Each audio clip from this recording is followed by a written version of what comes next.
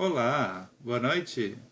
Meu nome é Marcelo Castro Moraes e eu sou do blog de cinema 100 anos de luz. Para aqueles que me acompanham no meu blog, vocês sabem, eu escrevo todos os dias sobre cinema, falando sobre os filmes que eu assisto e faço então as minhas críticas daí, né, através do meu blog. Mas assim, uns tempos para cá eu estava pensando em começar a fazer vídeos, né, falando sobre curiosidades e com relação ao mundo do cinema. Como é o meu primeiro vídeo, eu gostaria que só tivesse todo mundo uma assim, certa paciência, porque eu assim posso gaguejar e tudo mais na minha primeira vez. E todo mundo sabe como é que às vezes é a primeira vez. Pode ser tudo muito broxante. Eu vou falar um pouco sobre o ano de 1999. Por quê? Porque assim, nesse momento está em cartaz o filme Bruxa de Blair, que não é só uma continuação do filme de 1999, como é uma releitura daquele clássico. E falando em 1999, não podemos assim deixar de lembrar que aquele ano foi um ano divisor de águas para o cinema, assim, em termos de quem esperava por algo original. Foi um ano que teve inúmeros lançamentos assim com roteiros originais, assim consagrou assim inúmeros diretores que estavam estreando e assim muitos consideram um ano tão importante para o cinema quanto o ano de 1939, que muitos consideram 1939 como o ano da era de ouro do cinema. Mas assim, como há uma extensa lista de bons filmes naquele ano, eu gostaria de pelo menos citar 5 essenciais para daí as pessoas assim curtirem uma ótima sessão. O primeiro filme aqui que eu gostaria, primeiro na verdade o quinto, eu vou falar de 5 para 1, primeiro de 5 a 1, eu gostaria de citar daí em quinto lugar o filme justamente A Bruxa de Blair. A Bruxa de Blair é um filme independente, assim criado, assim dirigido, roteirizado por dois assim universitários na época. Custou meros 30 mil assim, dólares naquele tempo e faturou mais de acho que 130, 150 milhões de dólares mundialmente. Foi, então, para a época, um dos filmes mais bem sucedidos, porque daí teve um retorno triplo, quádruplo, mais do que isso. O filme, é claro, assim, né, foi vendido como, na verdade, uma espécie de filme real. Na verdade, assim, deu a entender que era um documentário realmente real que foi encontrado na mata. E foi um dos primeiros filmes propaganda assim da internet, assim, né, que foi vendido antes mesmo da estreia. E isso acabou pegando todo mundo assim na época desprevenido e o sucesso então foi instantâneo. Eu recomendo muito esse filme, principalmente que aqueles que estão interessados em ver a releitura ou continuação, melhor dizendo, que está no cinema. Já adianto que a continuação ou releitura, como eu disse, ela chega a ser tão boa quanto o clássico. Mas é claro, né, vai assim dividir a opinião, principalmente para aqueles que defendem o primeiro filme. O quarto lugar eu dou destaque ao grande épico do cinema americano de 1999, que é Magnolia. Filme dirigido e roteirizado por Paul Thomas Anderson, que na época já era conhecido daí pelos críticos assim especialistas pelo filme Bug Night. Esse filme reúne uma penca de astros, como Tom Cruise, Jason Robert, Julia Moore e por assim vai. É uma trama que, na verdade, há inúmeras subtramas, onde cada trama, assim, há pessoas, assim, com problemas, assim, pessoais. Assim, ao decorrer do filme se percebe que há uma certa interligação. E tudo se choca daí no ato final do filme, que até hoje divide opiniões. Que muitos amam, outros odeiam, por simplesmente não compreender. Eu, particularmente, é um filme que me surpreendeu do começo ao fim, principalmente pelo seu final mirabolante. O terceiro lugar eu deixo para Beleza Americana, que aqui daí é um DVD especial da DreamWorks que veio junto com A Mente Brilhante. Daí foquem somente esses aqui de baixo, ok? Esse filme foi o filme de estreia do diretor Sam Mendes, que na época ele era um diretor e roteirista de teatro, e ele daí foi convidado pela DreamWorks, na época daí assim quem era o dono da DreamWorks era o Steven Spielberg, e ele quis fazer um filme que retratasse daí a verdadeira face da família norte-americana que daí está caindo assim aos pedaços após assim uma vida de mentiras.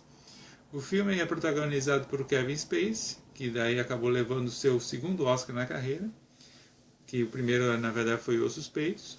O filme também tem Annette Bening, assim, uma interpretação muito boa, que só não levou o Oscar, caso que a Hilary Swank, daí na época, pelo menos no Chorão, faturou. E é um filme que sintetiza a sociedade norte-americana, que é sempre construída assim, assim, através de hipocrisia, falsidade. Não é claro que não é todo mundo que, assim, um americano que se preza vai admitir isso. Mas é um filme que daí, assim, passa isso, na verdade. O segundo lugar, Matrix. O filme da vida do ator Keanu Reeves, que convenhamos, né, caiu com uma luva para o ator que até hoje, assim, né, muitos assim críticos, com razão, falam que ele tem pouca expressividade. O filme foi o segundo, assim, da carreira dos irmãos Malkovich, né, hoje são irmãos Malkovich. O filme foi dirigido, roteirizado e foi, na verdade, um tiro no escuro para os estúdios Warner, porque na época os irmãos Marx só haviam feito um filme independente, que foi Ligados pelo Desejo, mas que foi bastante elogiado pela crítica. E é um filme que, na verdade, bebe da fonte de inúmeros outros gêneros, como ficção, literatura, quadrinhos, até inclusive quem assim acompanha quadrinhos e conhece assim, a história em quadrinho Os Invisíveis, percebe que existe muita semelhança em ambas as obras.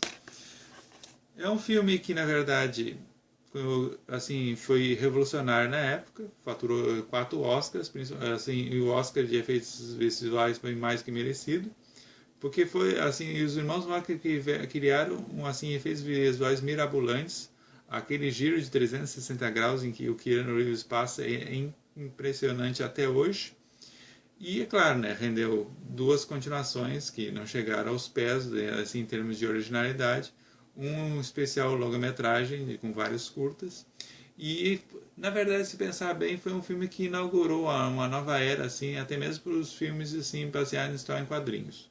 Porque, com graças a Matrix e com seus efeitos visuais, se provou que era, sim, possível o Super-Homem voar novamente, o Homem-Aranha soltar teia. Se você daí assim vê o primeiro filme do Homem-Aranha, você percebe que tem muito assim de Matrix em termos de efeitos visuais. É um filme que recomendo muito assim para quem quer conhecer o miolo disso tudo. E em primeiríssimo lugar, o Clube da Luta. Eu assim, né, antes de falar sobre o filme, gostaria de destacar que esse DVD do Clube da Luta que eu tenho foi um dos primeiros DVDs com luva especial, assim, muito bem caprichado. E embora o filme não tenha assim legenda nos seus extras, os extras são muito bem caprichados, mostra os bastidores assim muito, mas sem que você precisa de entender o que está acontecendo, porque quase não há assim diálogos assim do diretor, dos atores assim falando com você, mas sim mostrando assim passo a passo de como foi feito o filme. A obra foi dirigida por David Fincher, na época já era conhecido por ter dirigido Seven, Sete Pecados Capitais, e aqui ele usa muito dos seus truques e assim e ter pirotecnias, né, assim, de filmagem quando ele era assim diretor de videoclipes da MTV. O filme em si, ele sintetiza o que foi realmente os anos 90. É um filme que ele faz uma dura crítica ao consumismo, uma dura crítica com relação à sociedade cada vez mais presa no modelo que, na verdade, ele não poderia ser. É um filme que consagrou Brad Pitt e Edward Norton em termos de interpretação. Eles nos brindam com as melhores interpretações da sua carreira. Curiosamente, é um filme que tem até a participação do Jared Leto, que hoje daí é conhecido por ter atuado daí como Coringa, né, agora no recente Esquadrão Suicida. E é um filme que gerou muita polêmica na época, principalmente que pessoas levaram ao pé da letra algumas mensagens subliminares assim do filme. Mas é uma obra assim que sintetiza o que foi na década de 90 e é um filme que não envelheceu, ele funciona até hoje. E é um dos meus preferidos, está entre sempre meus top 10 assim, de melhores filmes de todos os tempos, assim, na minha preferência. Mas é isso, gente. Esse aí é o meu primeiro vídeo. Meu primeiro vídeo daí do blog Cinema 100 Anos de Luz, o primeiro vídeo do meu canal. Espero que tenham tido paciência comigo, principalmente por causa da minha gagagueira, assim, né? Assim, é a primeira vez assim na frente de um vídeo daí tentando falar sobre cinema. Sempre quando der, daí eu vou continuar postando.